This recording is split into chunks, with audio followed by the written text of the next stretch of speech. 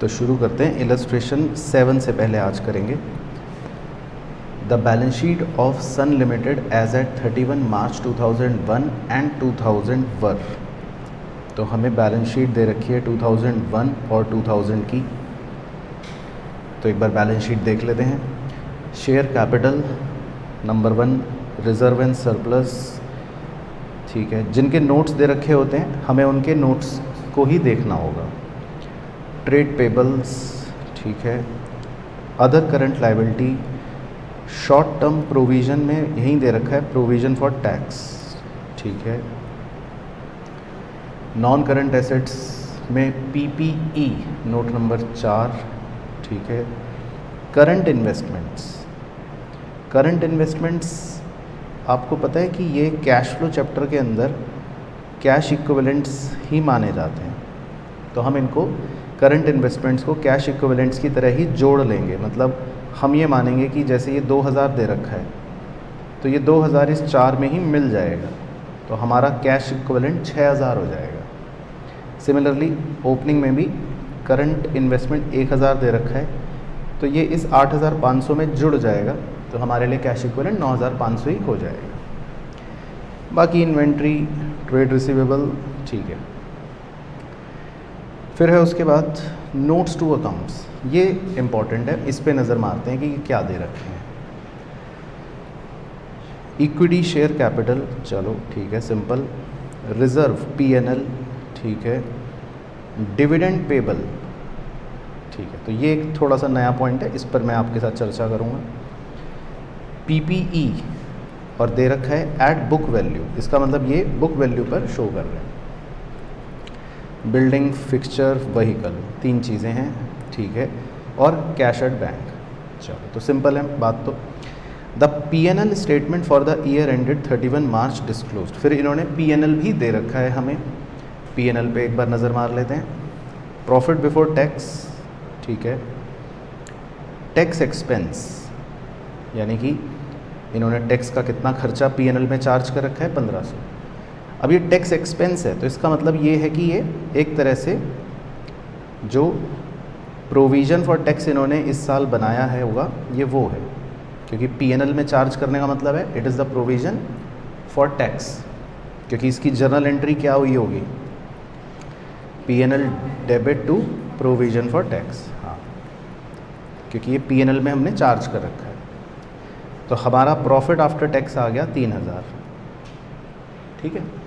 फिर उसके बाद उन्होंने एक एप्रोप्रिएशन कर रखा है, वो है डिविडेंड डिक्लेयर्ड। तो डिक्लेयर्ड डिविडेंड का मतलब भी है कि इन्होंने डिविडेंड डिक्लेयर करा है। डिक्लेयर करने का मतलब होता है कि ऐलान करा है। तो इसकी भी एंट्री क्या हुई होगी, पीएनएल में देखो चार्ज कर रखा है, तो PNL account debit to dividend account या डिक्लेयर डिविडेंड, कुछ भी कह लो, है ना, ऐसे समझने के लिए। तो ये इन्होंने डिविडेंड पीएनएल में चार्ज कर रखा है, तो इनके पास प्रॉफिट बच गया 1000। इसको पेड अभी नहीं मानना चाहिए, क्योंकि ये पीएनएल में चार्ज हुआ है, लेकिन पे कितना करा गया होगा वो भी हम सोचते हैं थोड़ी देर में। Further information, depreciation for the year, ठीक है, फिक्सचर का और व्हीकल का, चलो ठीक है। तो हम इसमें फिक्सचर का और व्हीकल का डेप्रीसिएशन दे रखा है, तो हम चाहें तो वर्किंग में इन दोनों के क्या बना लेंगे, लेजर, है ना, क्योंकि इसकी जानकारी है। डिस्पोजल्स मतलब बेचना, सेल करना। तो proceeds on disposal of vehicle बेच दिया तो वो तो लेजर में आ जाएगा। रिटर्न डाउन वैल्यू ये और प्रॉफिट ये, ठीक है। तो जो डिस्पोजल हुआ उसकी जानकारी दे रखी, तो ये हम लेजर में पोस्ट कर लेंगे। बाकी कह रहा है prepare cash flow statement for the year ended 31 March 2001। तो हमें कैश फ्लो स्टेटमेंट कह रहा है बनाकर दिखाओ। तो इसमें मतलब वर्किंग नोट के नज़रिए से अगर मैं बात करूं तो एक तो मैं फिक्सचर का खाता और एक व्हीकल का लेजर बना लेंगे। फिर क्योंकि प्रोविज़न फॉर टैक्स पीएनएल में चार्ज हुआ है और उसने provision for tax balance sheet में भी दिया है, तो हम इसका भी लेजर बना लेंगे। और डिविडेंड डिक्लेयर के बारे में, क्योंकि मुझे खुद ही इस क्वेश्चन में आपको नया थोड़ा सा सिखाना है, तो हम इसका भी एक लेजर बना लेंगे। तो हम 4 लेजर अकाउंट वर्किंग नोट में बना लेंगे और बाकी तो फिर जो स्टेटमेंट है एज़ यूजुअल वो बन जाएगा।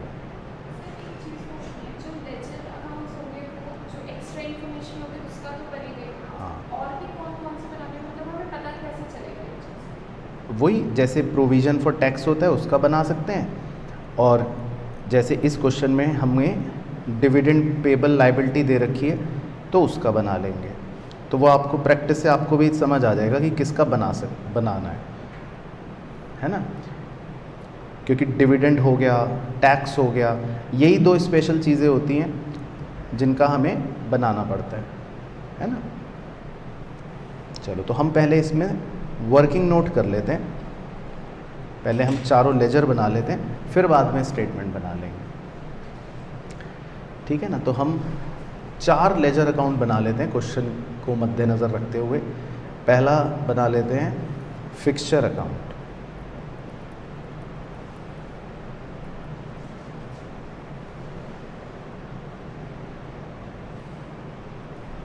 फिर बना लेते हैं व्हीकल अकाउंट,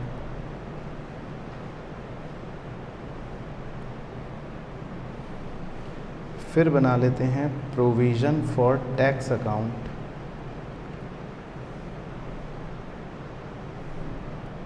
और फिर बना लेते हैं डिविडेंड पेबल अकाउंट।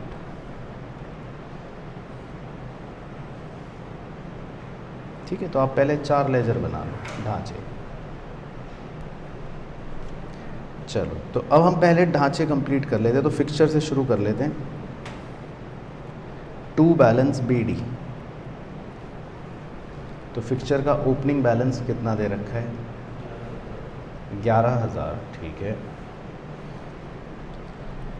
और बाय बैलेंस CD 17,000।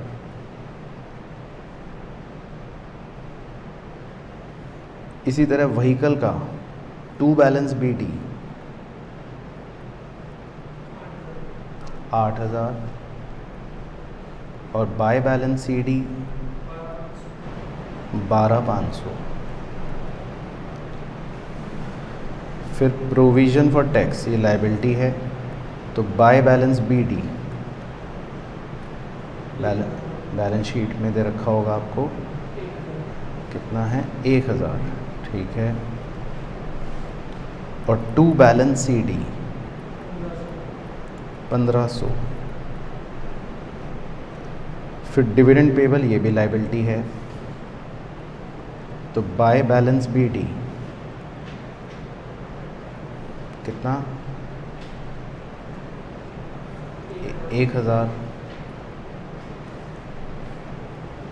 और टू बैलेंस CD nil।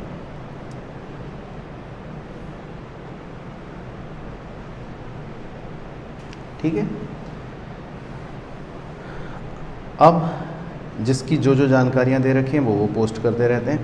तो फिक्सचर के बारे में हमें जानकारी दे रखी थी, depreciation for the year, fixture के बारे में, तो इधर लिख लेते हैं बाय डेप्रीसिएशन, यानी फिक्सचर में डेप्रीसिएशन दे रखा है 1,000 रुपये का, है ना। बस, और फिक्सचर की तो और कोई जानकारी नहीं है, ना बेचा ना कुछ, तो बस क्लोज़ हो गया खाता। तो फिक्सचर का खाता तो आप क्लोज़ कर लो। टोटल आ गया 18,000, तो आपका बैलेंस इधर बच गया, क्या बच गया? 7,000। तो इसका मतलब ये क्या है? परचेज। तो इसका मतलब ये हमारा आउटफ्लो हो गया। ठीक है, क्लियर हो गया?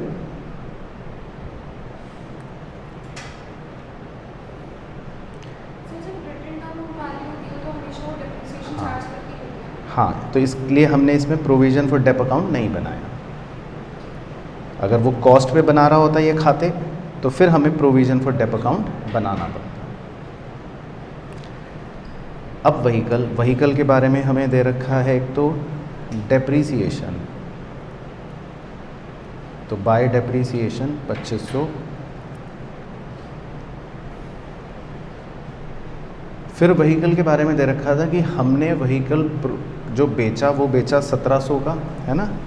यहाँ पर दे रखा था नीचे कि हमने व्हीकल बेचा 1,700 का, बुक वैल्यू उसकी हालांकि 1000 थी, तो इसलिए 700 रुपये का हमारा फ़ायदा हो गया। तो अब हम ये बातों को व्हीकल के ढांचे में रिकॉर्ड कर लेते हैं। तो एक तो हमारी सेल हुई, तो बाय बैंक कितने का बेचा, 1700 का, और 1000 रुपये उसने कहा कि फ़ायदा हो रहा है, तो गेन कहाँ लिखेंगे? अच्छा 700 का हो रहा है, हाँ, तो 700 रुपये का गेन हो रहा है, तो वो कहाँ लिखेंगे? टू P&L या गेन ऑन सेल, बस। फिर आप खाता क्लोज कर दो। कितना आएगा? 16,700 में से 8,700 गया,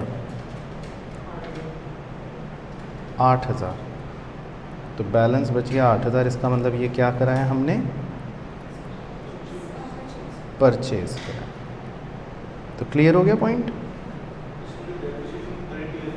हाँ, करंट ईयर का ही आता है, इसमें प्रोविजन फॉर डेप्थ तो आता ही नहीं।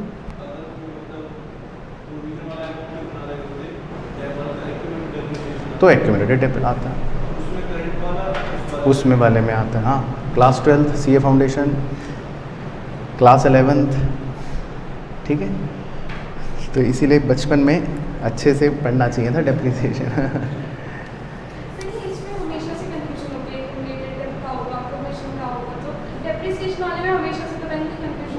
तो मैं इसका एक आपको तरीका बताता हूँ। एक YouTube पे बहुत ही शानदार चैनल है CA पराग गुप्ता के नाम से, उसमें अब नया वाला देखना मैं बताता हूँ क्या है। क्लास 11th की प्लेलिस्ट में जाना और उसमें टाइप करना प्रोविज़न फॉर डेप्रिसिएशन, ठीक है। आध पौन घंटे का लेक्चर होगा, तसल्ली से सुनना, आपका बिल्कुल बेसिक से फुल क्लैरिटी हो जाएगी कि लॉजिक क्या होता है, क्योंकि उसमें बिल्कुल डेप्थ में समझाया है बच्चों के हिसाब से, है ना। तो चीज़ वही है, कॉन्सेप्ट वही है, तो उससे आपको जो छोटे मोटे कन्फ्यूजन भी हैं वो दूर हो जाएंगे, है ना, क्योंकि ये बेसिक है वही सेम चीज़ जो क्लास 11th में भी सिखाया करते थे वैसे तो, है ना। चलो, तो क्लियर हो गया लेकिन ये वाला अकाउंट। अच्छा, अब हमको बनाना है ये दोनों अकाउंट, प्रोविज़न फॉर टैक्स और डिविडेंड पेबल। तो प्रोविज़न फॉर टैक्स में देखो, अब इन दोनों अकाउंट को आप बिल्कुल कंपैरेटिव व्यू से देखना, क्योंकि ये दोनों बिल्कुल एक जैसे अकाउंट हैं। ये भी देखो लायबिलिटी है ना, और ये भी देखो लायबिलिटी है। और अब आप थोड़ा कॉन्सेप्ट समझना, मतलब एक बेसिक अंडरस्टैंडिंग डेवलप करना है यहाँ से हमें। जब हम कोई चीज़ P&L में चार्ज करते हैं तो हम एक एंट्री करते हैं P&L डेबिट टू कुछ भी। तो P&L तो डेबिट हो गया, अब टू करने का मतलब है हम लायबिलिटी क्रिएट कर रहे हैं, तभी उसको क्रेडिट कर रहे हैं। तो इसीलिए P&L में चार्ज करने की जो क्रॉस पोस्टिंग हो रही होती है वो इन दोनों लायबिलिटी अकाउंट में कहाँ आती है? Bye P&L। दैट मीन्स हमने P&L को डेबिट करा है, यानी कि हमने इन दोनों को P&L में चार्ज करा है ना।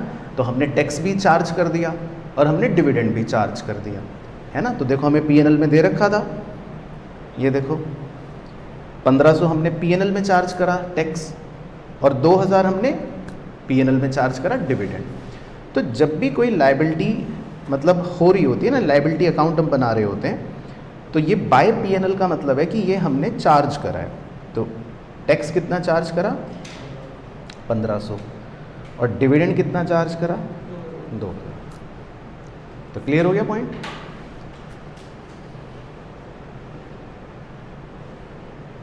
है ना। अब लायबिलिटी कम कब होगी? लायबिलिटी कम कब होती है? जब हम डेबिट करते हैं।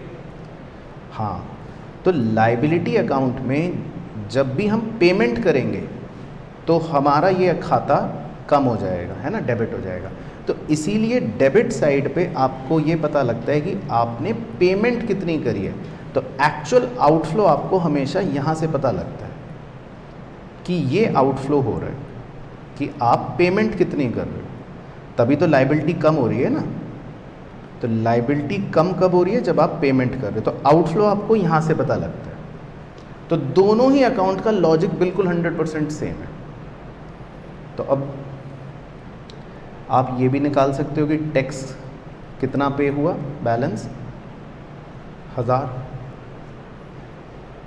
तो इसका मतलब आपका आउटफ्लो 1000 हुआ है टैक्स पेड, है ना। तो ये एक तरह से बन गया पेमेंट ऑफ टैक्स, ये पेमेंट है। तो आपको ये समझना है कि पेमेंट एक अलग चीज़ होती है, पीएनएल में चार्ज करना एक अलग चीज़ होती है। पीएनएल में हम चार्ज करते हैं एक्रूअल बेसिस पर, लेकिन हम कैश फ्लो बनाते हैं कैश बेसिस पर। तो हमने पीएनएल में चार्ज कर रखा है 1500 रुपये, बट आउटफ्लो कितने का हुआ है, सिर्फ 1000 का। सिमिलरली डिविडेंड देखो, सिमिलरली डिविडेंड हमने पीएनएल में चार्ज कर रखा है 2000 रुपये, है ना, पीएनएल में डेबिट कर रखे हैं 2000, लेकिन वो मेरा आउटफ्लो नहीं है। मैंने पेमेंट कितनी करी, 3000। ये बैलेंसिंग फिगर यहाँ से पता चला, समझ गए पॉइंट। और अच्छा, इसको आप दूसरे एंगल से भी सोच सकते हो, हर तरह से कॉन्सेप्ट क्लैरिटी रहनी चाहिए।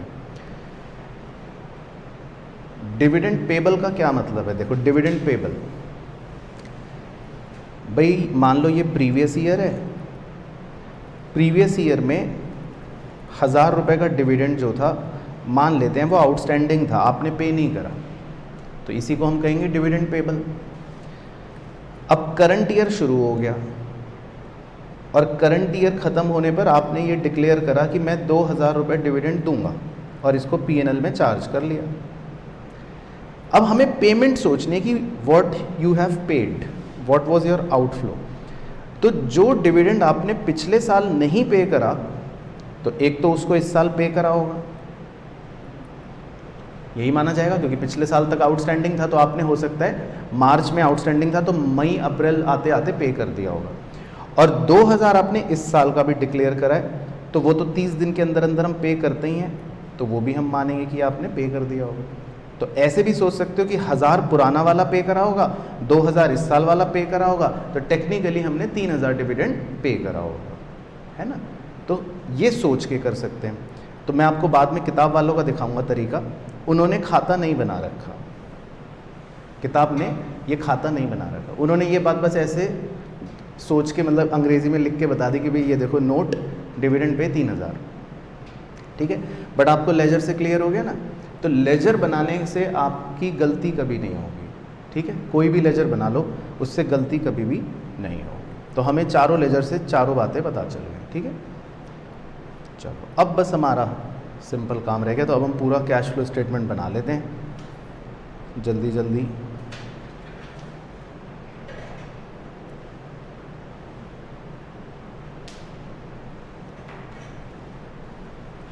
Cash flow from operating activity,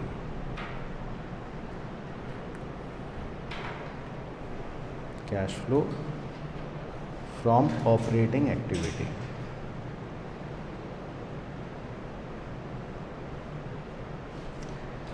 तो याद है सबसे पहले क्या करें, कहाँ से शुरू करें, करने की ज़रूरत ही नहीं, उसने नेट प्रॉफिट बिफोर टैक्स हमें दे रखा है, याद आ गया वही। तो ऊपर के अप्रोप्रिएशन तक तो हम ऑलरेडी पहुँचे हुए, तो अब हमारी टेंशन ख़त्म हो गई। तो उसने प्रॉफिट बिफोर टैक्स हमको 4500 ही दे दिया, तो हमारे मज़े आ गए। अब तो बस हम सीधा इसके नीचे क्या जोड़ेंगे बताओ, नॉन ऑपरेटिंग, हाँ, and non cash expenses.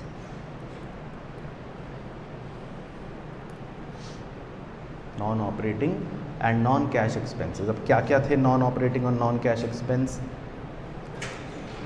Depreciation एक ही था बस, कितना था,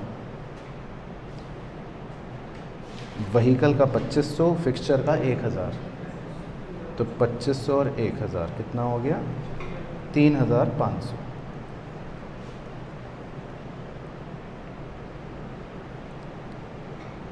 लेस क्या करेंगे, नॉन ऑपरेटिंग इनकम। अब नॉन ऑपरेटिंग इनकम, एक तो गेन ऑन सेल जो दे ही रखा है 700 रुपये का, और कोई इंटरेस्ट मिला क्या, नहीं है, इंटरेस्ट रिसीव तो कुछ नहीं है, पीएनएल में भी नहीं कुछ दे रखा है ना, तो कुछ नहीं। तो हमारा ऑपरेटिंग प्रॉफिट आ गया before working capital changes 8 minus 700 7300। ठीक है, यहाँ तक ओके। अब उसके बाद हमें करंट एसेट करंट लायबिलिटी वाला वो खेल करना है, ऐड करना है इंक्रीज इन करंट लायबिलिटी और डिक्रीज इन करंट एसेट, और लेस करना है डिक्रीज इन करंट लायबिलिटी और इंक्रीज इन करंट एसेट। तो ये आप ढूंढ के बताओ क्या क्या हुए। ट्रेड रिसीवेबल इंक्रीज हुआ शायद, है ना, तो माइनस कर देते हैं।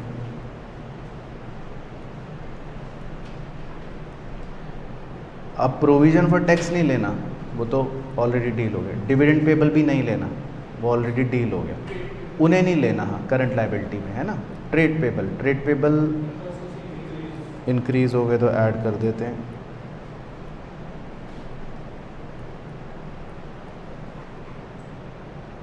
उसके बाद इन्वेंट्रीज़ वो भी इंक्रीज़ हो गई तो लेस कर देते हैं 3000 से। बाकी करंट इन्वेस्टमेंट लेना नहीं है, वो तो कैश इक्विवेलेंट और कैश भी नहीं लेना, वो भी बाद में चला जाएगा।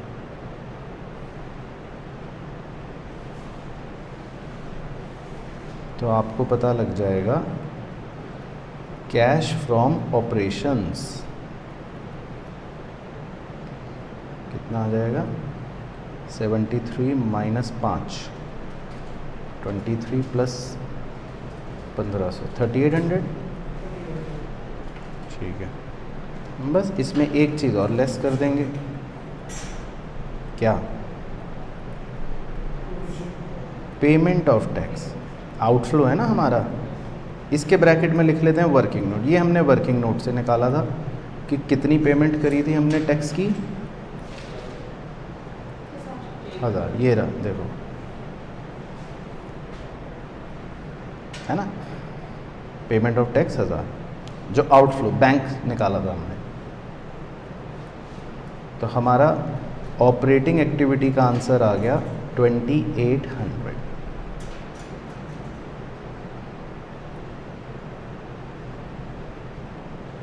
ठीक है, तो क्लियर हो गया।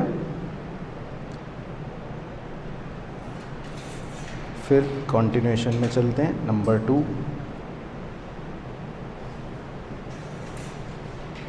नंबर 2 है जी cash flow from investing activity. ये सबसे सिंपल होता है, इसमें जो भी सेल परचेज हमने कर रखे थे वो कर लेते हैं।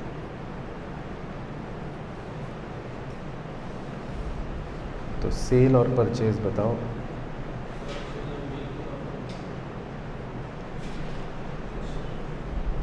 हाँ, तो एक तो फिक्सचर क्या करा था हमने, परचेज कर दिया था। ठीक है, तो माइनस कर देता हूँ परचेज ऑफ फिक्सचर 7000। फिर हमने परचेज करा था व्हीकल, वो भी माइनस कर देते हैं 8000। और हमने सेल करा था व्हीकल, वो ऐड कर देते हैं 1700। बस, तो कितना आ जाएगा, करंट इन्वेस्टमेंट परचेज हुई, लेकिन करंट इन्वेस्टमेंट तो हम क्या मान रहे हैं, एज्यूम कैश इक्विवेलेंट। तो वो तो कैश के बढ़ोतरी घटोतरी में आ जाएगा ना, ऐसे तो कैश भी बढ़ गया, है ना।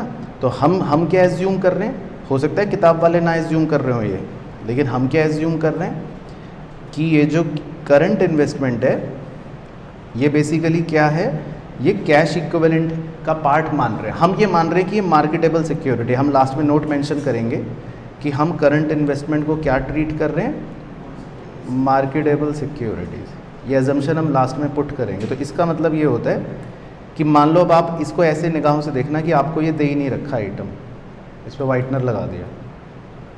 और अब ये समझ लेना कि मेरे को कैश इक्विवेलेंट ही दे रखा है, क्लोजिंग में 6000 और ओपनिंग में 9500। अब हम ऐसे डील कर रहे हैं, हमें अब करंट इन्वेस्टमेंट नज़र ही नहीं आ रहा, क्योंकि हम ये एज्यूम कर रहे हैं कि ये मार्केटेबल सिक्योरिटीज़ हैं that are as good as cash equivalent, है ना।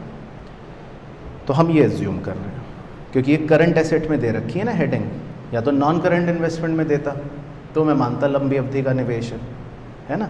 तो किताब वालों ने हो सकता है दूसरी अजम्पशन ले रखी हो, लेकिन अजम्पशन ले रखी होगी पक्की बात है, देख लेते हैं। तो देखो इन्होंने नोट दे रखा है कि current investment may not be readily convertible to a known amount of cash. तो इसीलिए कह रहे हैं hence those has been considered in investing activity. तो इनकी अजम्पशन ये मान रहे हैं कि ये कैश में कन्वर्ट नहीं होगी, लेकिन हम मान रहे हैं कैश में कन्वर्ट हो जाएगी। तो मज़ेदार बात ये होगी कि हमारा भी आंसर लास्ट में टैली करेगा। हाँ, तो अब मतलब लास्ट में टैली हो जाएगा। ठीक है, तो क्लियर हो गया लेकिन पॉइंट। चलो तो अब निकाल लेते हैं इसका आंसर कितना आएगा। नेगेटिव 13,300। तो cash used in investing activity.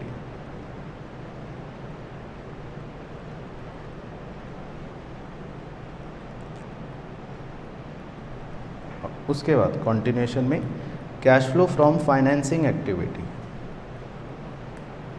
अब financing activity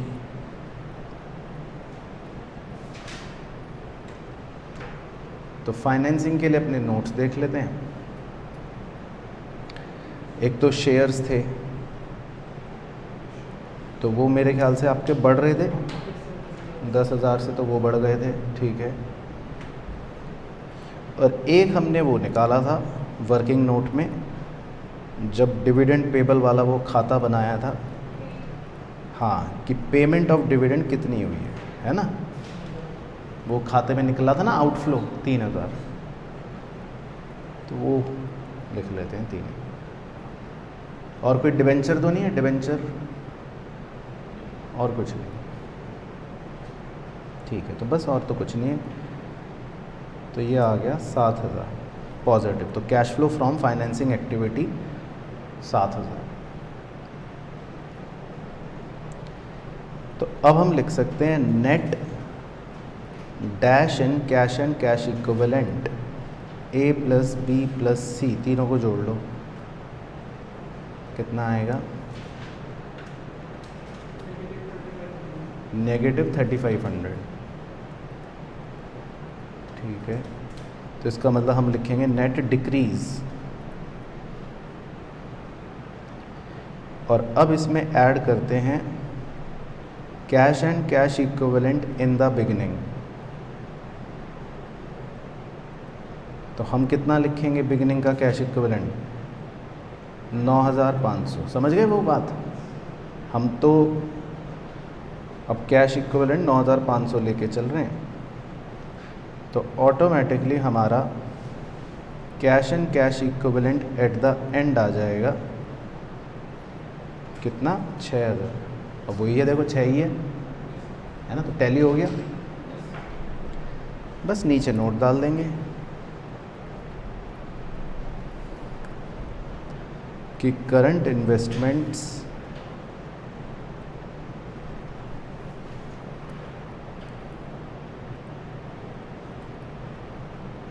are treated as marketable securities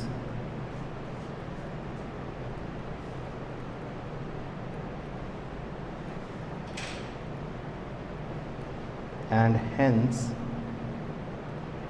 taken as cash equivalents.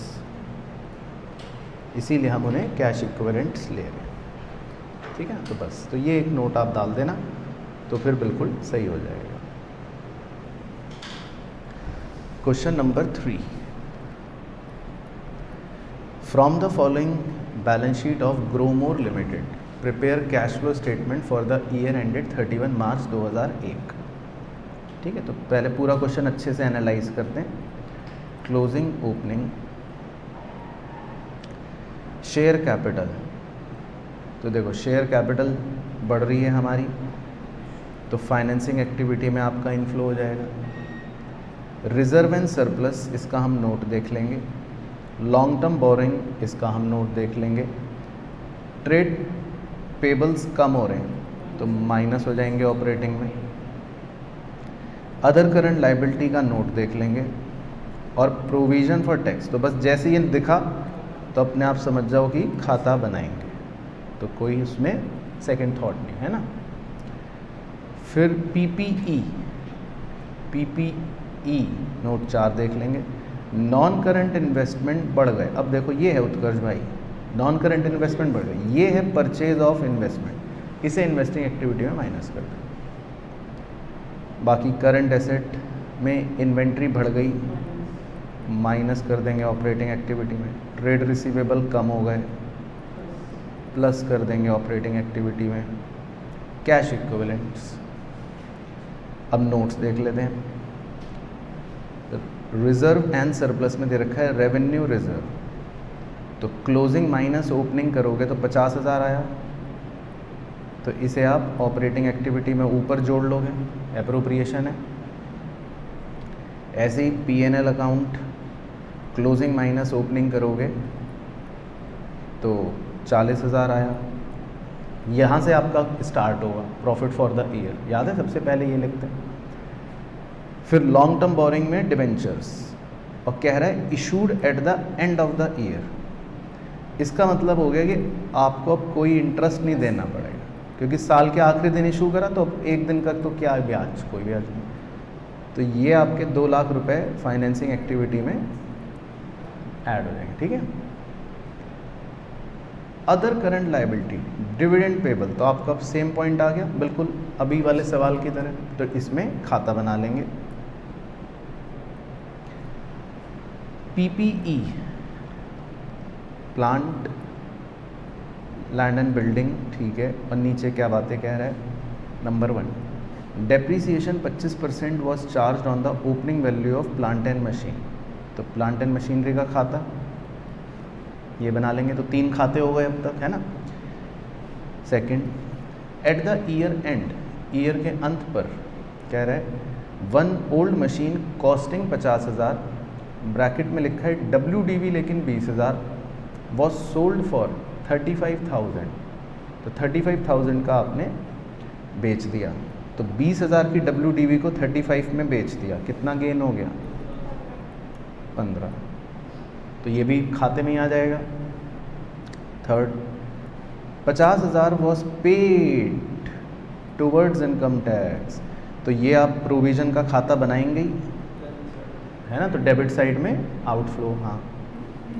और fourth, construction of building got completed on 31 मार्च, ठीक है, एंड हेंस नो डेप्रीसिएशन में B charge on the same. तो ये तो एक सिर्फ इन्फॉर्मेशन है, इसका कोई लेना देना नहीं है, इस पर अपना वाइटनर लगा के आगे बढ़ें। कह रहा है बिल्डिंग हमने साल के आखिरी में कंस्ट्रक्ट करी, इसीलिए बिल्डिंग पर कोई डेप्रीसिएशन नहीं होएगा, तो ठीक है। तो इससे मतलब हमारे सेहत पे कोई फ़र्क नहीं पड़ा। तो अब देखो बिल्डिंग सीधा सीधा बिना खाता बनाए हम सोच सकते हैं 4 लाख से बढ़कर 6 लाख हो गई बिल्डिंग, तो इसका मतलब हमने क्या करा होगा, परचेज। तो ये हम इन्वेस्टिंग एक्टिविटी में 2 लाख माइनस कर लें। डेप्रीसिएशन उसने मना ही कर दिया है नहीं, तो प्रिपेयर कैश फ्लो स्टेटमेंट। तो पहले हम तो लिख देंगे कंस्ट्रक्शन ऑफ बिल्डिंग, दोनों केस में है तो आउटफ्लो ही, हाँ। चलो तो पहले हम वर्किंग कर लेते हैं, तो कितने खाते बन गए, प्रोविज़न, फिर डिविडेंड और प्लांट। चलो ठीक है, तो पहले हम वर्किंग कर लेते हैं।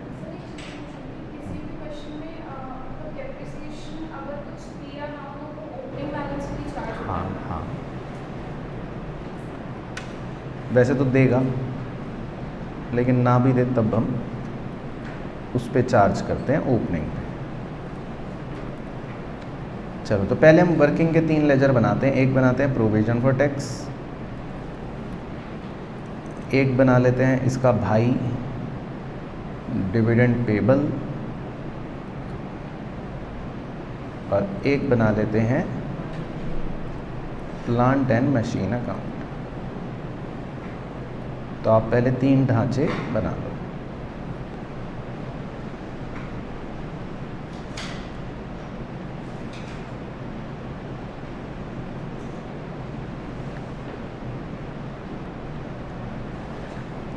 चलो तो पहले हम ये दोनों बना लेते हैं लाइबिलिटी वाले। तो प्रोविज़न फॉर टैक्स का बाय बैलेंस BD कितना है? 70। और टू बैलेंस CD 80। अच्छा 1 लाख, ओके 1 लाख, ठीक है। फिर डिविडेंड पेबल का बाय बैलेंस BD 1 लाख और टू बैलेंस CD nil, ठीक है। उसके बाद प्लांट एंड मशीनरी का टू बैलेंस BD 5 लाख और by balance CD 7 lakh, okay ठीक। तो ये हो गया पहला। अब पहली एडजस्टमेंट में दिया है उसने क्या, मतलब फर्स्ट एडजस्टमेंट में डेप्रिसिएशन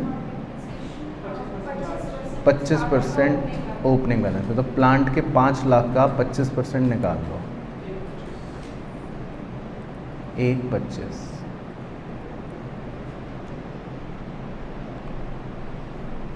ठीक है।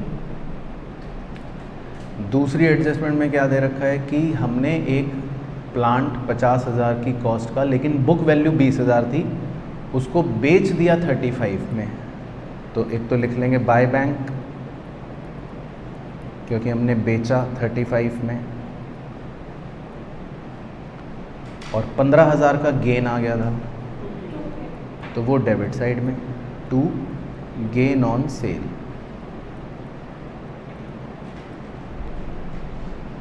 बस और तो कुछ नहीं है। तो अब आप खाता बंद करके निकाल लो बैलेंस। टोटल आ गया 860। तो 860 में से ये दोनों माइनस कर दो, 345। तो इसका मतलब हमने 345 का परचेज कर लिया, ठीक है। बाकी ट्रीटमेंट भी लिख देता हूँ। गेन क्या हो जाएगा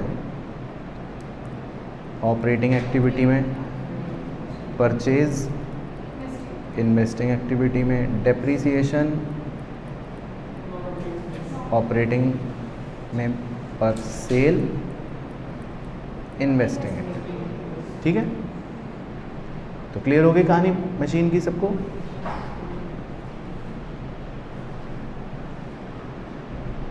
ठीक है जी। उसके बाद अब ये दोनों अकाउंट बना लेते हैं। तो पहले प्रोविज़न फॉर टैक्स बना लेते हैं। अब प्रोविज़न फॉर टैक्स में आपको एडजस्टमेंट नंबर 3 में क्या दे रखा था? 50,000 टैक्स हमने पे करा है, आउटफ्लो बता रखा है। तो हम लिख लेते हैं टू बैंक अकाउंट कि हमने कितना टैक्स पे करा है, 50,000 ये दे रखा है, ठीक है। बस और तो कुछ है नहीं। तो निकाल लो बैलेंस। तो अब हमें ये इस बार ये पता लगेगा कि PNL में कितना चार्ज करा है, 80, ठीक है। तो ये हमारा बैलेंस बच गया बाय PNL 80, ठीक है। तो क्लियर हो गया। अब इसके भी ट्रीटमेंट लिख लेते हैं। तो जो टैक्स पे करा आपने वो आप ऑपरेटिंग एक्टिविटी में सबसे लास्ट में माइनस करोगे, और जो PNL में चार्ज करा उसको ऑपरेटिंग एक्टिविटी में सबसे ऊपर की तरफ ऐड कर लोगे। याद आ गया ना? प्रॉफिट आफ्टर टैक्स के बाद ऐड बैक करोगे तो प्रॉफिट बिफोर टैक्स आ जाएगा। तो ओके हो गया पॉइंट। अब डिविडेंड पेबल।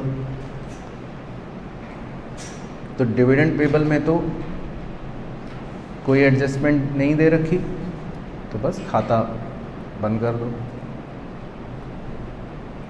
तो ओपनिंग में ₹1,00,000 का डिविडेंड पेबल था, बस। तो बैलेंस क्या बच गया?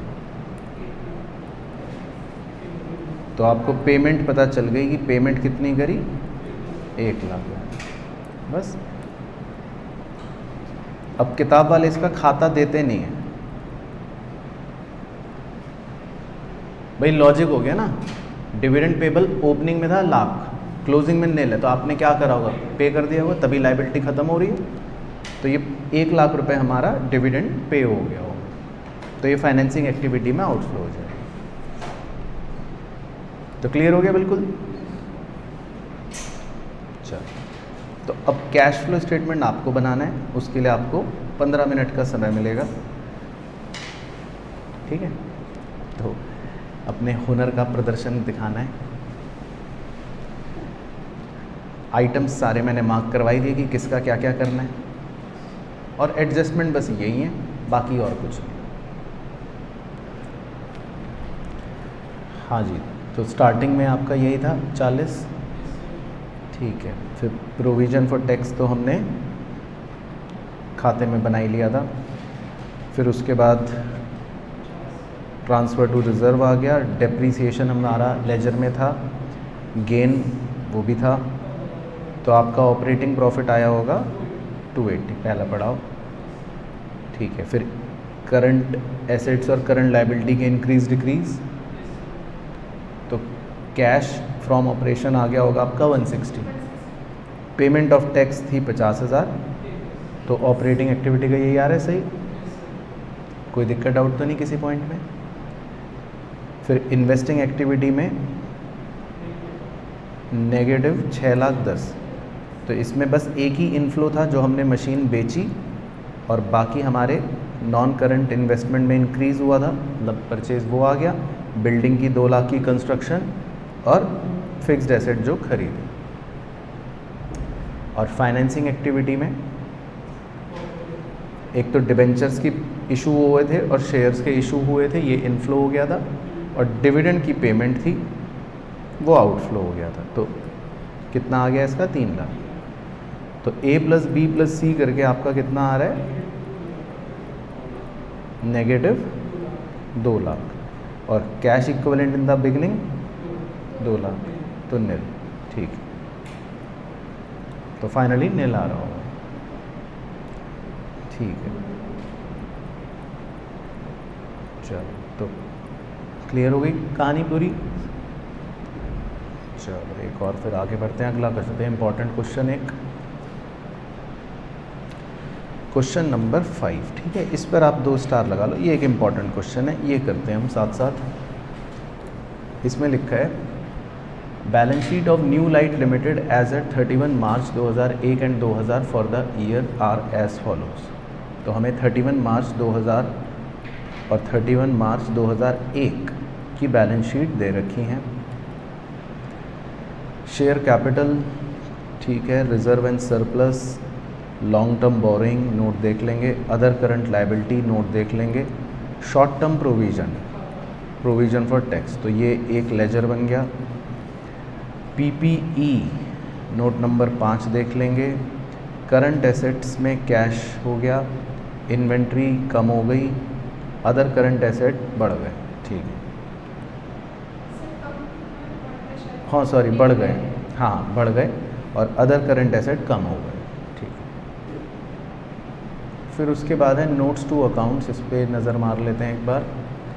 इक्विटी शेयर कैपिटल बढ़ गई, प्रेफरेंस शेयर कम हो गई, जनरल रिजर्व बढ़ गया, पीएनएल बढ़ गया, लॉन्ग टर्म बोरोइंग 9% डिबेंचर्स भी कम हो गए।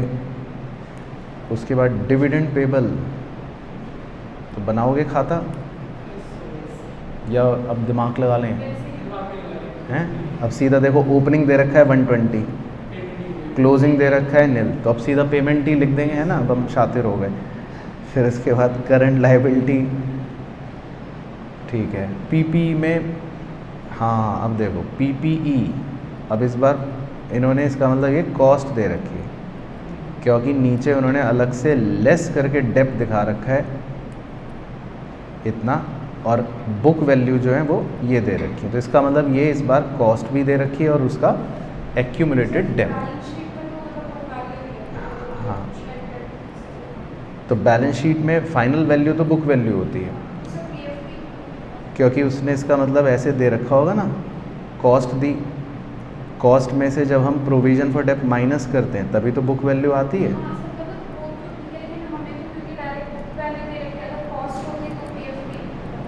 तो कॉस्ट दी तो ये रही ना कॉस्ट, ये 32 लाख क्या है?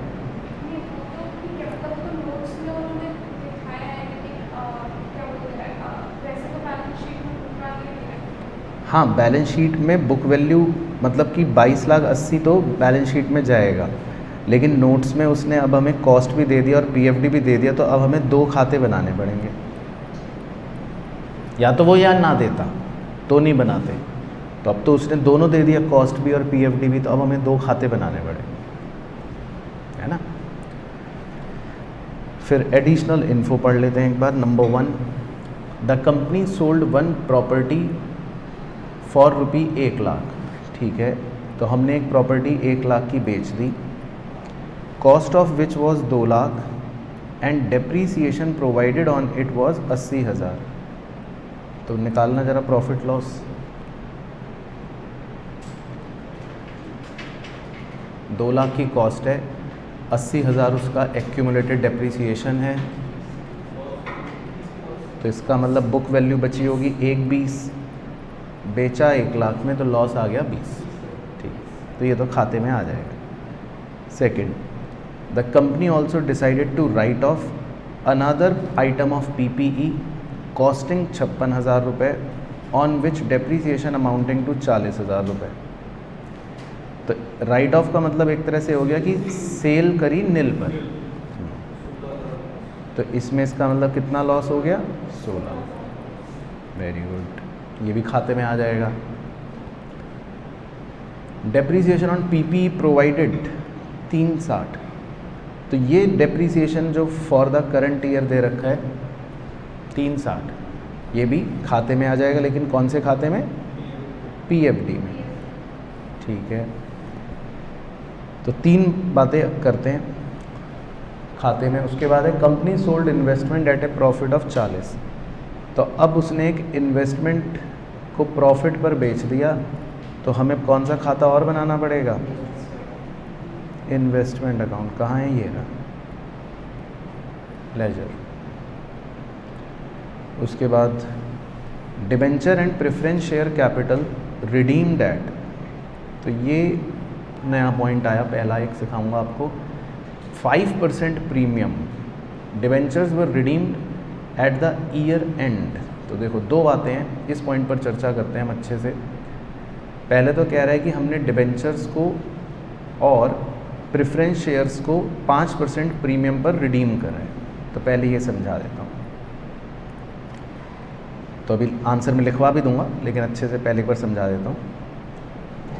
तो आप प्रेफरेंस शेयर्स पे फोकस करो और डिबेंचर की वैल्यूज़ पर फोकस करो। तो प्रेफरेंस शेयर्स जो हैं उनकी वैल्यू में कितनी गिरावट हो रही है? 120। और इसी तरह डिबेंचर्स की वैल्यू में भी कितनी गिरावट हो रही है?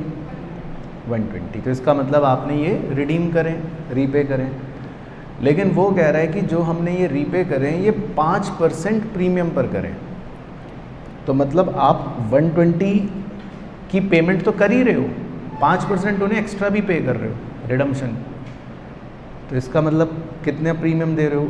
इन्हें 6,000 इन्हें दे रहे हो, और इसी तरह डिबेंचर वालों को भी 6,000 एक्स्ट्रा इन्हें भी दे रहे हो। तो ये हमारा आउटफ्लो है, ये एक तरह से हम उनको एक्स्ट्रा दे रहे हैं ना लोगों को, अपने डिबेंचर होल्डर्स और शेयर होल्डर्स को।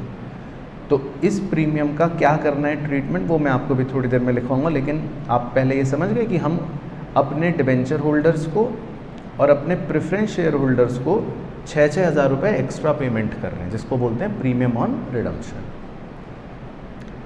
तो अभी हम थोड़ी देर में इनको देखेंगे।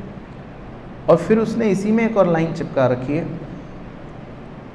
कि debentures were redeemed at the year and, मतलब डिबेंचर्स को आपने साल के आखिरी में रिडीम करा है, यानी हाँ, तो इसका मतलब जो इंटरेस्ट आप दोगे डिबेंचर्स पर वो पूरा 4 लाख पर ही कैलकुलेट कर कर दोगे। कितना आएगा? 36,000। तो इसका मतलब ये पॉइंट का ये यूज़ हो गया। तो हम डिवेंचर वालों को इंटरेस्ट दे देंगे कितना, 36,000। उसके बाद नेक्स्ट पॉइंट कह रहा है the company decided to value inventory at cost, इस पर भी आपको स्टार बनाना है पॉइंट पर। कह रहा है कंपनी ने ये डिसाइड करा कि हम अपनी इन्वेंट्री की वैल्यू को कॉस्ट पर वैल्यू करेंगे, where as previously the practice was to value inventory at cost less 10%। The inventory according to the books on 31 March 2000 was 2,16,000, मतलब पिछले साल। The inventory on 31 March 2001 was correctly valued at 3 lakh. तो ये point आप ध्यान से समझना। देखो उसने हमें जो ये इन्वेंट्री की वैल्यू दे रखी है, एक बार उसको दिखाता हूँ आपको। पिछले साल की इन्वेंट्री कितनी दे रखी है, 216। तो पिछले साल हम अपनी इन्वेंट्रियों को कैसे वैल्यू करते थे, कॉस्ट लेस 10% पर। और जो इस साल की इन्वेंट्री दे रखी है 3 लाख, वो तो उसने कहा है कि वो हमने करेक्टली कॉस्ट पर वैल्यू कर रखी है ऑलरेडी। लेकिन अब हमारी पॉलिसी है कि हमारी इन्वेंट्री कॉस्ट पर होनी चाहिए, उसने बोला। तो ये जो 2,16,000 वाली इन्वेंट्री है, इसका मतलब ये अंडर वैल्यूड है एक प्रकार से, ये 216 नहीं होनी चाहिए। तो आपको इस 216 की ये निकालनी है कि इस 216 की कॉस्ट क्या रही होगी, 240 है ना, 216 इंटू 100/90, ठीक है, 240 रही होगी। तो इसका मतलब ये हो गया कि now we have to take, ये ओपनिंग स्टॉक कितना 240, मतलब हम ओपनिंग स्टॉक की वैल्यू या ओपनिंग इन्वेंट्री की वैल्यू 240 मान के क्वेश्चन सॉल्व करेंगे, क्योंकि हमारे ओपनिंग इन्वेंट्री की वैल्यू कितनी होनी चाहिए, 240। अब अगर मैं अपने ओपनिंग इन्वेंट्री की वैल्यू बढ़ा रहा हूँ, अगर मैं अपने ओपनिंग इन्वेंट्री की वैल्यू बढ़ा रहा हूँ, तो इसका प्रभाव हमारे प्रॉफिट पर भी पड़ेगा। इसका प्रभाव हमारे किस पर पड़ेगा, प्रॉफिट पर भी पड़ेगा। तो अब देखो दो तरीके हैं कि भाई हमने एक तरह से पिछले साल के क्लोजिंग स्टॉक को बढ़ाया। ये पिछले साल का क्लोजिंग स्टॉक है ना, एक तरह से लास्ट ईयर का क्लोजिंग स्टॉक है। तो अगर हम पिछले साल के क्लोजिंग स्टॉक को बढ़ा रहे हैं, तो इसका मतलब पिछले साल का जो प्रॉफिट है वो भी बढ़ जाएगा फिर तो, क्योंकि जैसे ही आप क्लोजिंग स्टॉक को बढ़ाओगे वैल्यू को, तो प्रॉफिट भी बढ़ जाएगा। तो हमें ये पिछले साल का प्रॉफिट भी 240 की बजाय अब कितना लेना पड़ेगा, 264। मतलब हम पिछले साल के प्रॉफिट को भी कितना बढ़ा देंगे, 264। तो मतलब हमने पिछले साल का स्टॉक बढ़ा दिया, और पिछले साल का स्टॉक बढ़ाने का मतलब है पिछले साल का फिर प्रॉफिट भी बढ़ जाएगा। तो क्लियर हो गया वाला पॉइंट।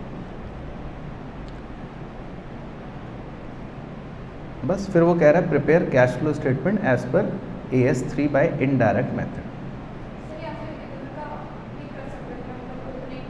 हाँ, या फिर हम, लेकिन हमें पिछले साल का ही करना चाहिए, क्योंकि हम पिछले साल की इन्वेंट्री को चेंज कर रहे हैं, तो प्रॉफिट भी पिछले साल का ही चेंज करना चाहिए। तो लॉजिक ज़्यादा बेहतर यही है।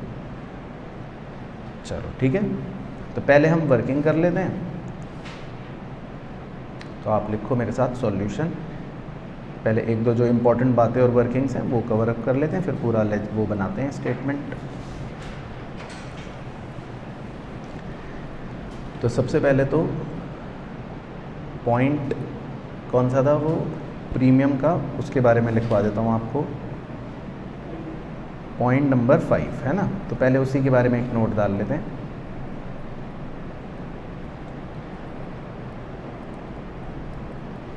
Point 5,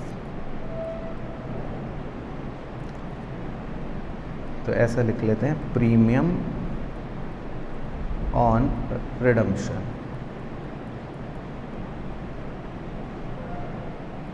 premium on redemption. तो अब पहले तो प्रीमियम ऑन रिडम्पशन की कैलकुलेशन दिखा देते ताकि आपको बाद में याद रहे। तो प्रीमियम ऑन रिडम्पशन कितना है, भाई 1,20,000 का कितना निकाला था 5%, 6,000। ये तो किस पर था, प्रेफरेंस शेयर्स पर, है ना। सबको याद आ गया ये। और इसी तरह डिबेंचर्स पर भी 1,20,000 पर 5% था, तो दोनों पर हमारा जो प्रीमियम था वो 6,000 था। तो कुल मिलाकर आ गया 12,000 प्रीमियम ऑन रिडम्पशन। तो आपको तो इसका ट्रीटमेंट पता होना चाहिए कि भाई इसका हमें क्या करना है, प्रीमियम ऑन रिडम्पशन का, है ना। तो अब देखो प्रीमियम ऑन रिडम्पशन ये क्या होता है। अब ये हमने अपने P&L में चार्ज कर दिया होगा, भाई खर्चा है, एक तरह से डेबिट है ना। तो ये हमारा एक नॉन ऑपरेटिंग खर्चा है,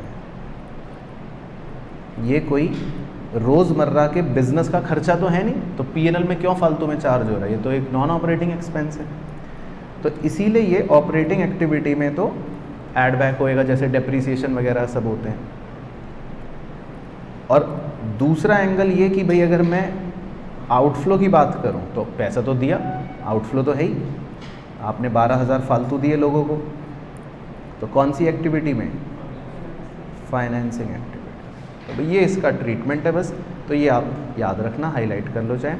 तो प्रीमियम ऑन रिडम्पशन जो होता है वो हमेशा आपका इस तरह से दो जगह मतलब अपना प्रभाव डालेगा।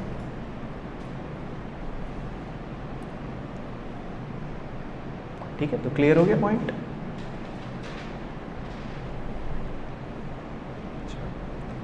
अब हम वो बना लेते हैं जो खाते बनाने, हमें 3 लेजर बनाने थे मेनली। तो कौन कौन से, चौथा कौन सा, अच्छा प्रोविज़न फॉर टैक्स, हाँ हाँ ठीक है, और एक वो, ठीक है। तो 4 खाते बना लेते हैं। तो प्रोविज़न फॉर टैक्स अकाउंट,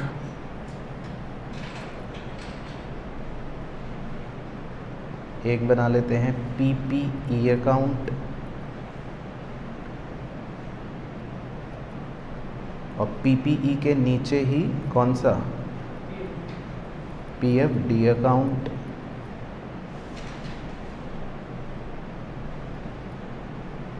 और एक कौन सा, नॉन करंट इन्वेस्टमेंट अकाउंट। तो आप 4 खाते बना लो पहले, फिर इनकी पोस्टिंग करते हैं।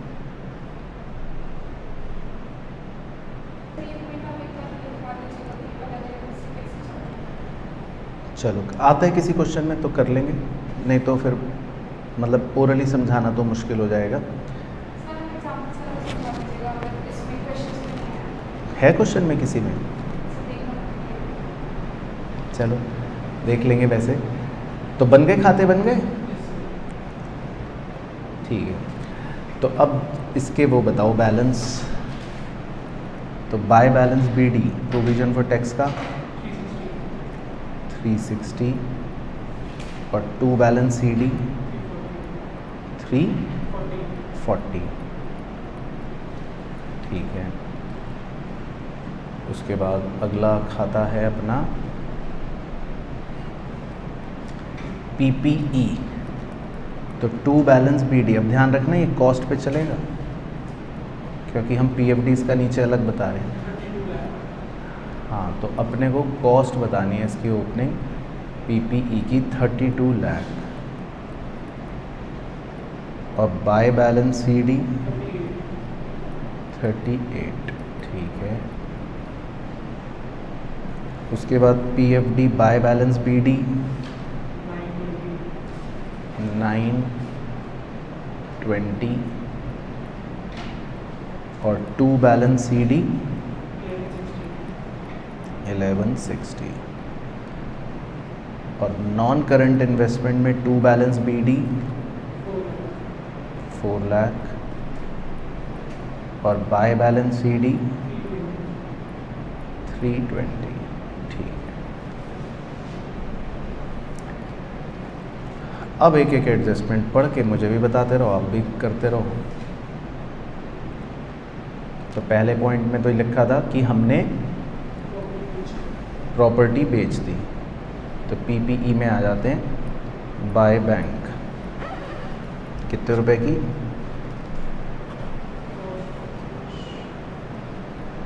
हमने 1 लाख की बेच ली, ठीक। और बाय लॉस ऑन सेल कितना निकाला था उसमें? 20,000। और बाय उसका एक्यूमुलेटेड डेप्रीसिएशन कितना था? 80। तो बाय पीएफडी 80। तो ये याद आ गया आपको। फिर अब इसी 80 को हम क्या करेंगे?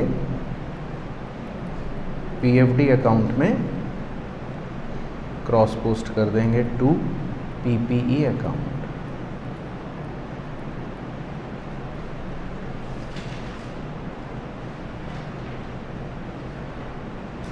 ठीक है, सिंपल। फिर सेकंड पॉइंट, उसमें सिर्फ लॉस हो रहा है, तो by loss on right of कितना? 16,000, क्योंकि उसकी सेल वैल्यू तो टेक्निकली नील है, तो बाय सेल तो कुछ लिखना नहीं। और उसका फिर से वही एक्यूमुलेटेड डेप्ट यानी बाय पीएफडी कितना? 40। तो ये 40 भी क्रॉस पोस्ट हो जाएगा। तो टू पीपीई 40। उसके बाद एडजस्टमेंट 3,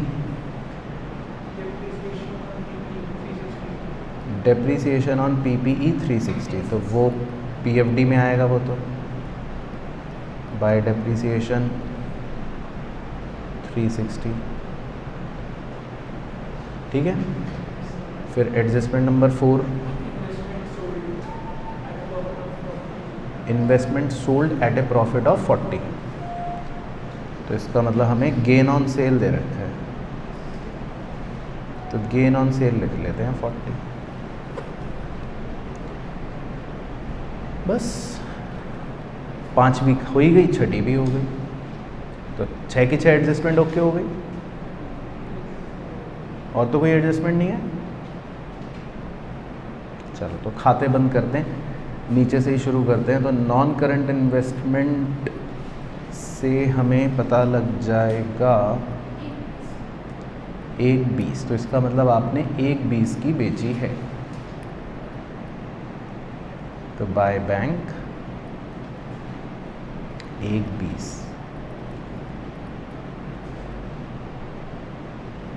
ठीक है। फिर पीएफडी क्लोज कर दो, इसमें तो सब कुछ ही गिवन हो गया, तो टैली ही कर जाना चाहिए। 12C, ठीक है, तो ये तो एक टैली ही हो गया।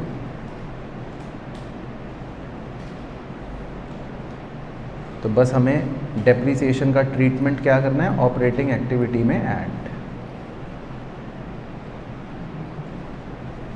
बाकी नॉन करंट इन्वेस्टमेंट में भी बता दो, गेन ऑन सेल को ऑपरेटिंग एक्टिविटी में माइनस और सेल को प्लस, ठीक है। उसके बाद जी पीपीई का खाता क्लोज कर दो, क्रेडिट साइड का टोटल 4056, ठीक है, 4056। तो कितना बच गया? 2 बैंक,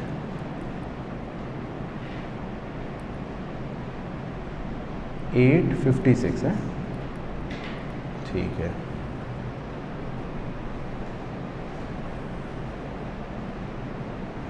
तो क्लियर है यहाँ तक सबको?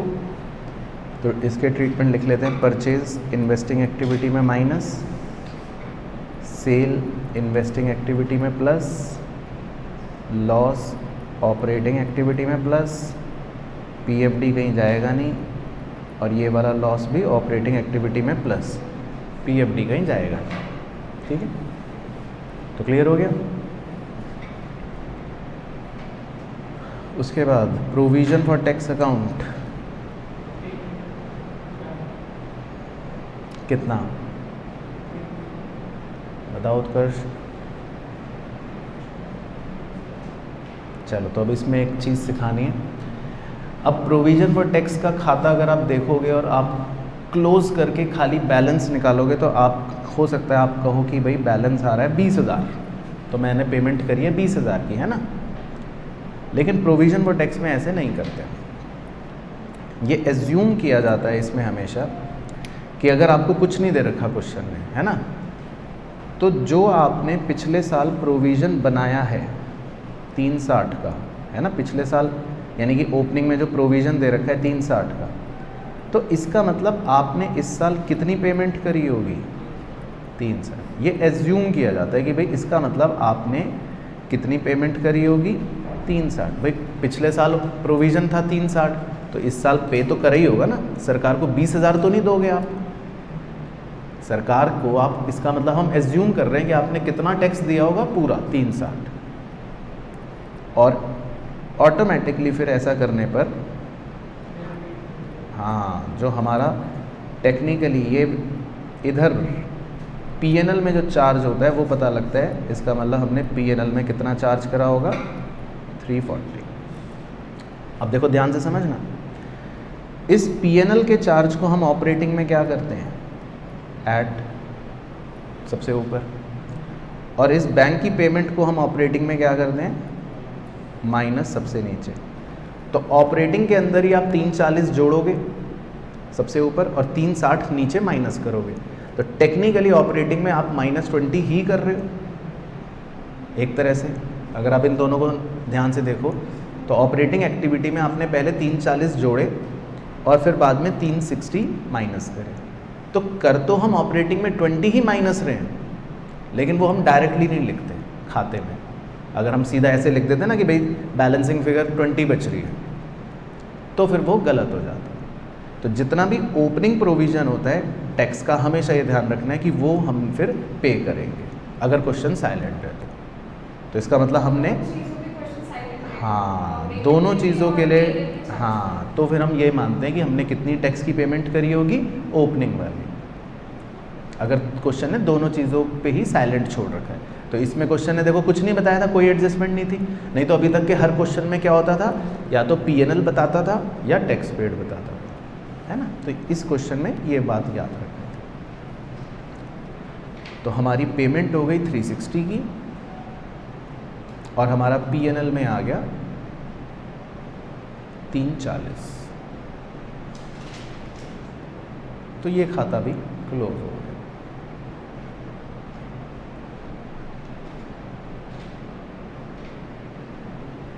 बस, तो ये बना लो, फिर हम मेन स्टेटमेंट बनाते हैं। चलो ठीक है, तो वर्किंग सारी क्लोज हो गई, तो अब हम एक कैश फ्लो स्टेटमेंट बना लेते हैं पूरा।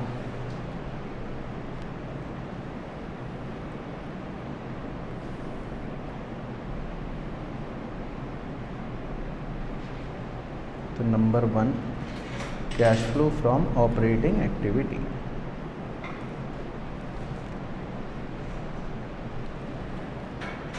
तो सबसे पहले लिखते हैं जी profit for the year.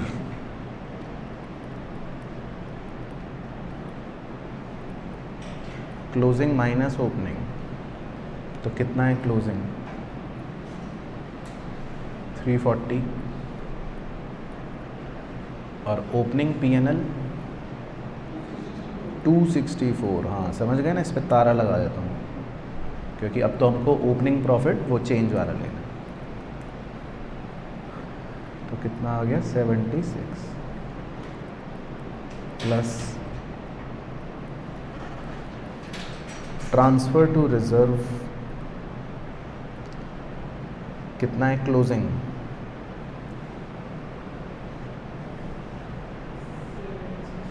760 minus 6 lakh, 760 minus 6 lakh, तो ये आ गया जी 160। तो इन दोनों को जोड़कर आ जाएगा प्रॉफिट आफ्टर टैक्स, कितना 236। फिर इसमें ऐड बैक कर देते हैं जो हमने प्रोविज़न फॉर टैक्स यानी पीएनएल में चार्ज करा।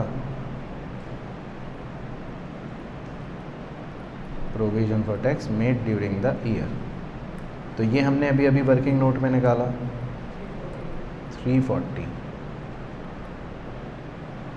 तो ये आ जाएगा हमारा प्रॉफिट बिफोर टैक्स 576। ठीक है। अब उसके बाद नॉन ऑपरेटिंग एक्सपेंस और non operating incomes plus minus कर लेते हैं। तो एक तो था जी डेप्रीसिएशन, वो तो सीधा सीधा दे ही रखा था अपने को 3,60,000। दो हमारे लॉस थे, एक था लॉस ऑन सेल, एक था लॉस ऑन राइट ऑफ, है ना, खाते में जो थे। तो वो बताओ एक बार कितना कितना था। लॉस ऑन सेल 20,000 और लॉस ऑन राइट ऑफ 16। ठीक है। उसके बाद कोई गेन भी था, गेन वो चलो बात इन्वेस्टमेंट पे, हाँ, gain on sale of investment, तो वो थोड़ा नीचे की तरफ माइनस कर दो 40।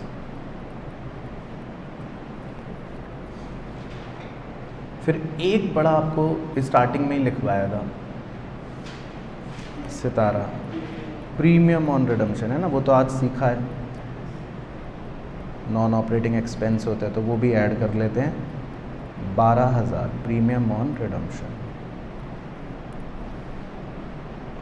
और एक और था आपका वो जो हमने क्वेश्चन के साथ निकाला था, इंटरेस्ट ऑन डिबेंचर्स, वो निकाला था ना, कैलकुलेट करा था आपने 36,000, वो भी एक नॉन ऑपरेटिंग एक्सपेंस है।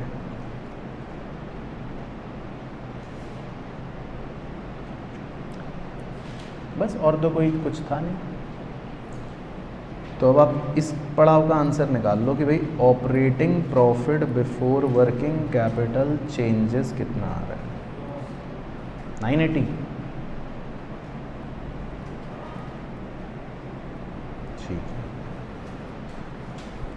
तो देख लो एक बार, यही आ रहा है।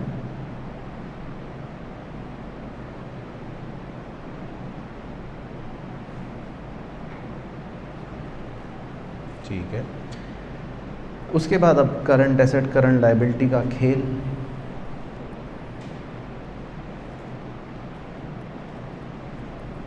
तो बताओ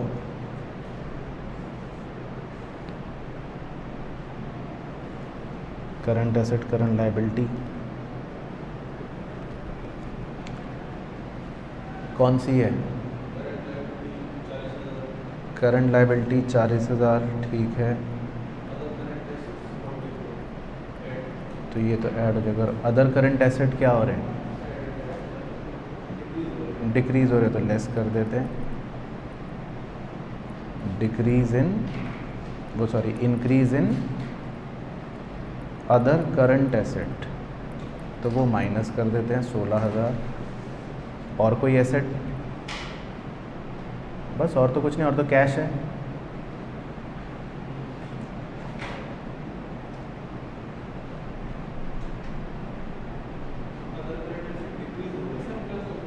अदर करंट एसेट डिक्रीज हो रहा है, कैसे, वो कहाँ था, देख लेते हैं एक बार।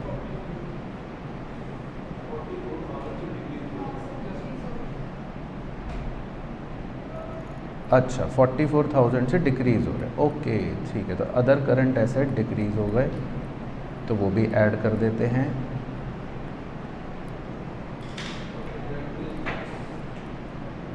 और इन्वेंट्रीज़ क्या हो रही हैं? वो इंक्रीज़ हो रही होंगी, हैं? ठीक है, तो वो लेस कर लेते हैं। इंक्रीज़ इन इन्वेंट्रीज़ वो कितनी? 60। ठीक, तो इतने बड़ाओं का आंसर आ जाएगा हमारा कैश फ्रॉम ऑपरेशंस।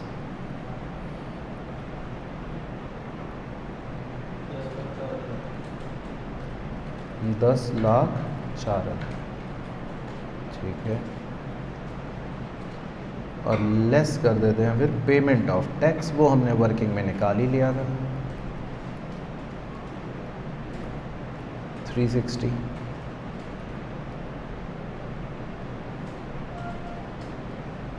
तो कितना आ गया ए आंसर 6,44,000। ठीक है, ठीक है, यहाँ तक ओके। फिर इन्वेस्टिंग एक्टिविटी,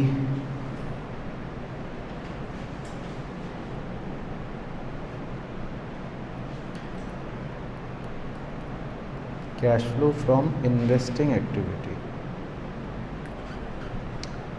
इसमें तो सेल परचेज जो जो करी वो लिख लेते हैं। तो एक तो सेल ऑफ पीपीई करा था हमने 1 लाख, फिर एक sale of non current investment करा था जो हमारा वर्किंग नोट से निकला था 1,20,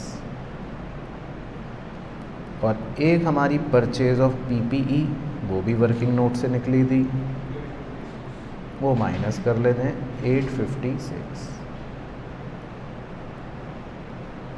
तो इसका आंसर आप निकाल लो कि क्या आ रहा है बी का। नेगेटिव आना चाहिए मेरे ख्याल से, 636 नेगेटिव। ओके,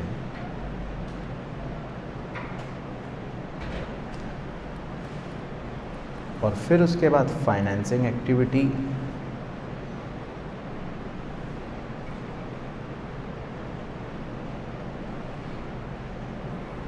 तो फाइनेंसिंग एक्टिविटी में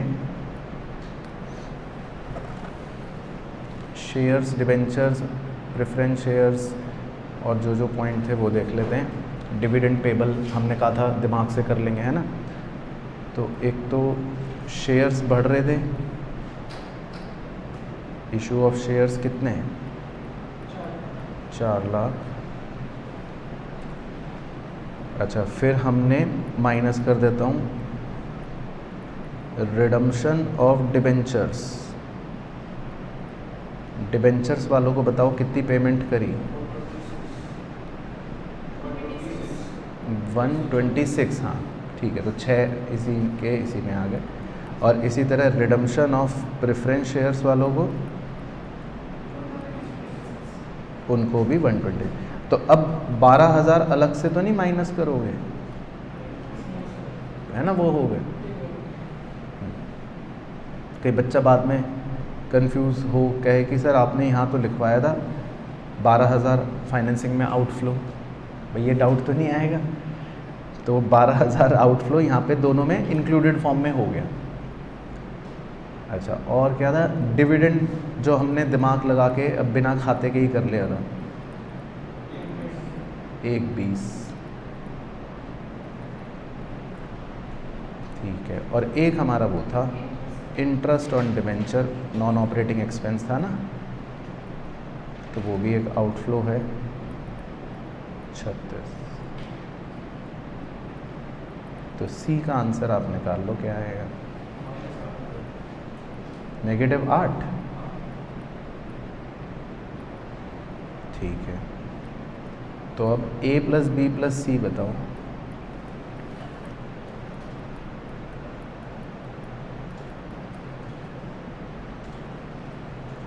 -644 -636 -8 कितना 0। ओके, तो ऐड करते हैं cash and cash equivalent in beginning में कितना है, और एंड में, मतलब वो तो है भी या हमारा आ रहा है दे रखा है, 10-10 ही दे रखा है। ठीक, तो cash and cash equivalent at the and 10,000 ही आएगा वैसे तो, है ना। चलो ठीक है, चलो तो एक क्वेश्चन का और बस डिस्कशन करना है, इजी है लेकिन एक बार देख लेते हैं। चलो इसी के बाद है क्वेश्चन 6। ठीक है, बस एक बार देखते हैं क्वेश्चन। इसमें आप एक स्टार लगा लेना चाहिए। ABC limited gives you the balance sheet on 31 March 2000 and 31 March 2001 you are required to prepare cash flow statement using indirect method, ठीक है। तो हमें 31 मार्च 2000 और 31 मार्च 2001 की बैलेंस शीट दे रखी है। शेयर कैपिटल सेम है, रिजर्व एंड सरप्लस बढ़ गया है ना। Long term borrowing note number 1 में देख लेंगे। करंट लाइबिलिटी में शॉर्ट टर्म बोरिंग, अब देखो ये बैंक लोन है, अब हेडिंग इसकी दे रखी है करंट लाइबिलिटी, लेकिन है ये बैंक लोन, तो अब इसको क्या करोगे, ऑपरेटिंग एक्टिविटी में लोगे या क्या करोगे, फाइनेंसिंग एक्टिविटी। तो जो इसमें 1,50,000 बढ़ रहे हैं वो हमको फाइनेंसिंग एक्टिविटी में ऐड करना। तो लोन चाहे शॉर्ट टर्म हो चाहे लॉन्ग टर्म हो, वो फाइनेंसिंग एक्टिविटी का ही पार्ट होता है। तो even though heading current liability है, लेकिन ये आप इंक्रीज डिक्रीज वाले में नहीं लोगे, क्योंकि लोन जो होता है it is a financing activity. तो ये पॉइंट पहली चीज़ तो ध्यान रखनी है। बाकी ट्रेड पेबल्स चलो simple. Other current liability note number 2 देख लेंगे। उसके बाद और क्या है, एसेट्स में पीपीई, ठीक है। करंट एसेट्स के अंदर करंट इन्वेस्टमेंट, तो इस बार करंट इन्वेस्टमेंट में हमारी बढ़ोतरी हो रही है, बढ़ रहे हैं, तो क्या करेंगे,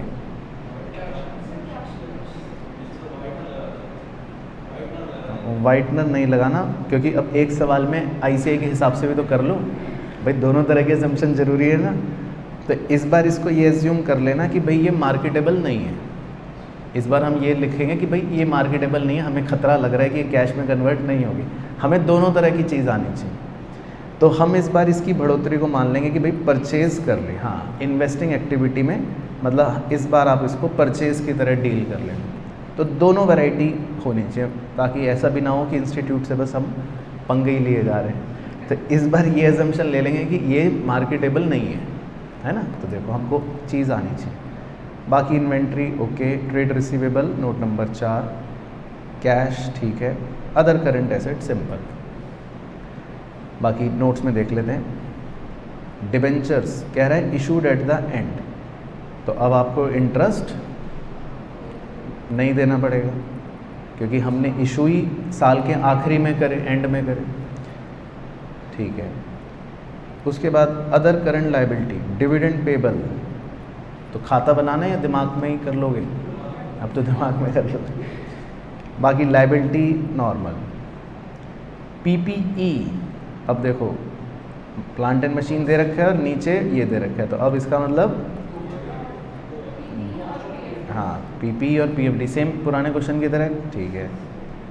ट्रेड रिसीवेबल्स में ग्रॉस वैल्यू और less provision for doubtful dates ये दे रखा है, ठीक है। तो बैलेंस शीट में ये वैल्यूज आ रही है।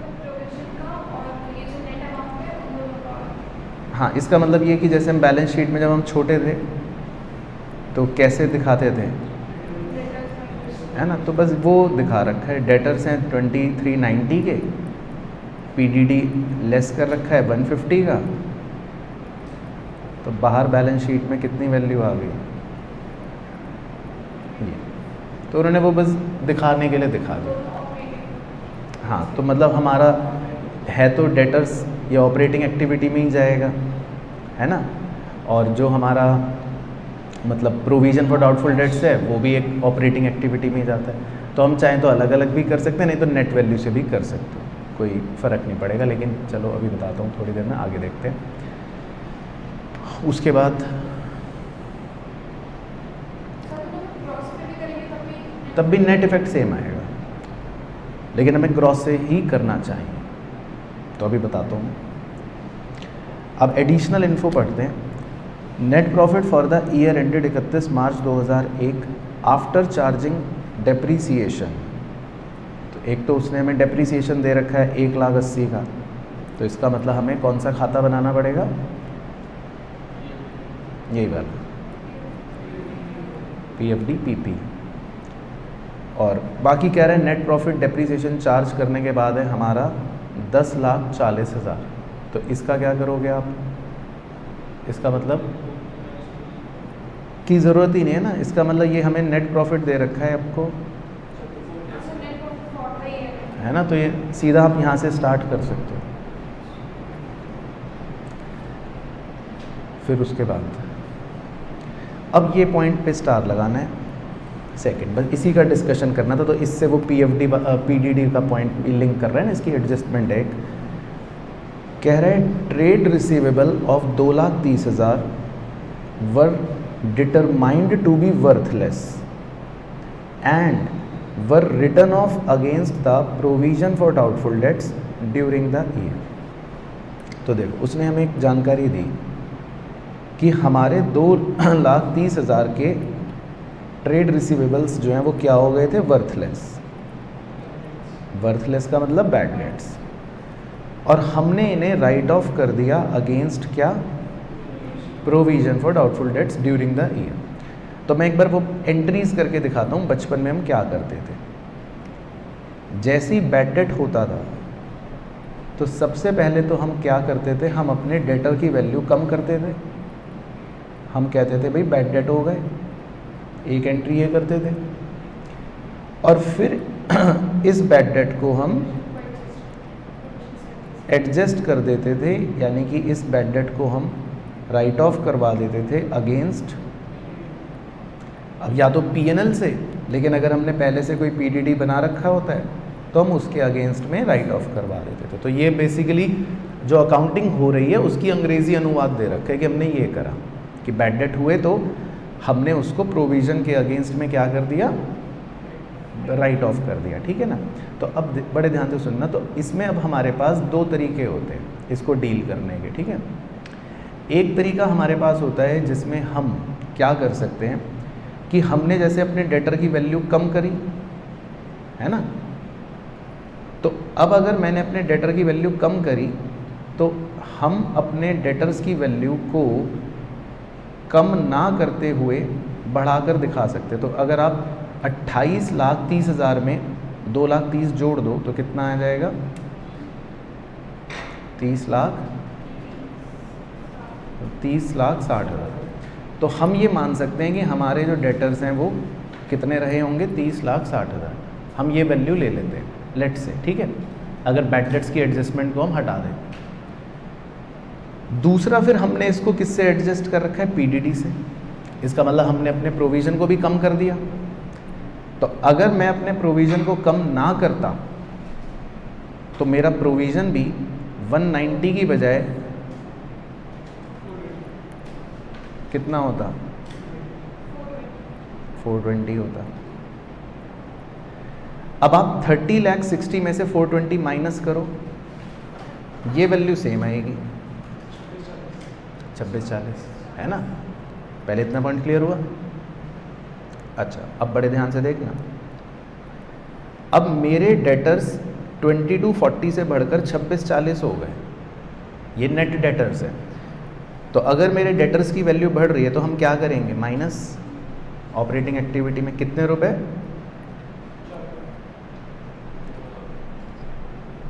4 लाख। 2240 से बढ़कर कितना हो गया, 2640, है ना, 4 लाख करेंगे। तो अगर मैं डायरेक्टली ये ट्रीटमेंट कर दूं तो मेरे को डेटर्स का, पीडीडी का और इस एडजस्टमेंट का मतलब कुछ भी करने की ज़रूरत टेक्निकली नहीं पड़ी। समझ आया पहले इतना। अब है दूसरा ऑल्टरनेटिव, ये तो हो गया एक ऑल्टरनेटिव। अब दूसरा भी सुनना। अब अगर मैं डेटर्स की ग्रॉस वैल्यू और पीडीडी दोनों को अलग अलग डील करूं, मैं सोचूं कि ये करंट एसेट है ग्रॉस वैल्यू और प्रोविज़न तो एक करंट लायबिलिटी है, मैं अलग अलग डील करूं, तो आप अब खाली डेटर्स में 23,90,000 से देखो और 30,60,000 कितना इंक्रीज हो गया,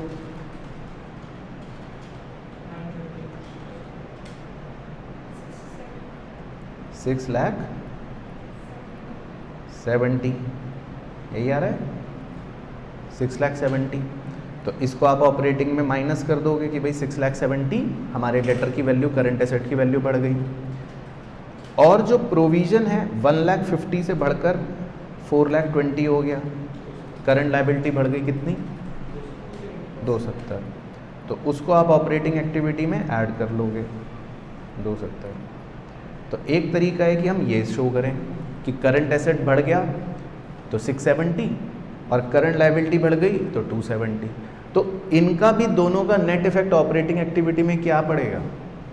एक तरह से अगर आप ऑपरेटिंग एक्टिविटी में माइनस कर रहे हो 670 और ऑपरेटिंग एक्टिविटी में प्लस कर रहे हो 270, तो नेट इफेक्ट तो ऑपरेटिंग में क्या ही पड़ेगा कि 4 लाख आप लेस कर रहे हो, है ना? तो क्लियर हो गया पॉइंट।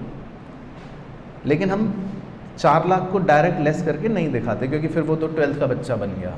तो हम तो सीए हैं, हमें क्लाइंट को भी थोड़ा अच्छे से प्रेजेंट करना है।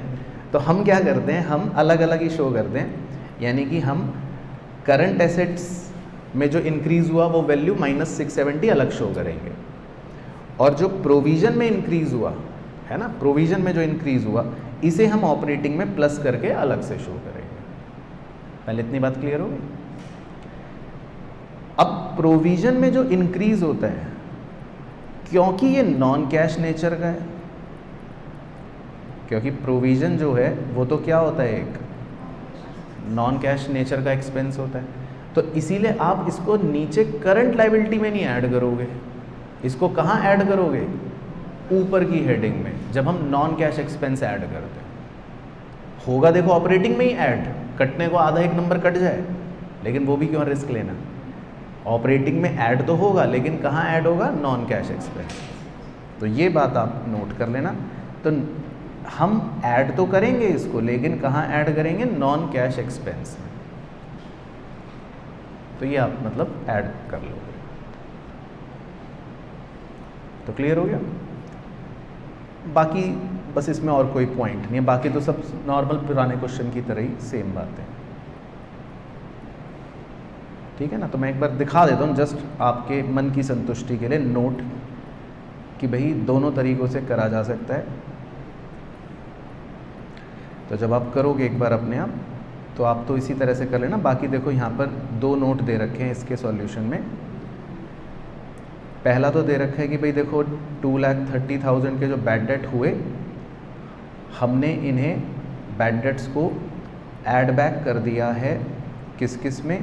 पीडीडी में और ट्रेड रिसीवेबल में। फिर आगे का स्टेटमेंट पढ़ो। ऑल्टरनेटिवली हम इस एडजस्टमेंट ऑफ बैड डेट को इग्नोर भी कर सकते हैं, मतलब आप कुछ मत करो, उस केस में भी हमारा आंसर जो है वो सही आएगा, सेम ही आएगा। ये देखो, हाँ कुछ छेड़ के भी कर सकते हैं, बिल्कुल। तो कभी भी करंट एसेट या करंट लायबिलिटी से रिलेटेड कोई एडजस्टमेंट आए तो आप उसको अगर पूरी तरह से इग्नोर भी कर दोगे ना, तब भी आंसर सेम ही रहता है। तो क्लियर हो गया? और बाकी दूसरा नोट तो आप पढ़ ही रहे हो कि भाई इस बार हम करंट इन्वेस्टमेंट को क्या मान रहे हैं कि ये कैश में कन्वर्ट नहीं होंगे, तो इसीलिए इसको हम क्या लेंगे? Investing activity. वो नोट इस बार ये मान लो। तो क्लियर हो गया पॉइंट? अच्छा, परफेक्ट।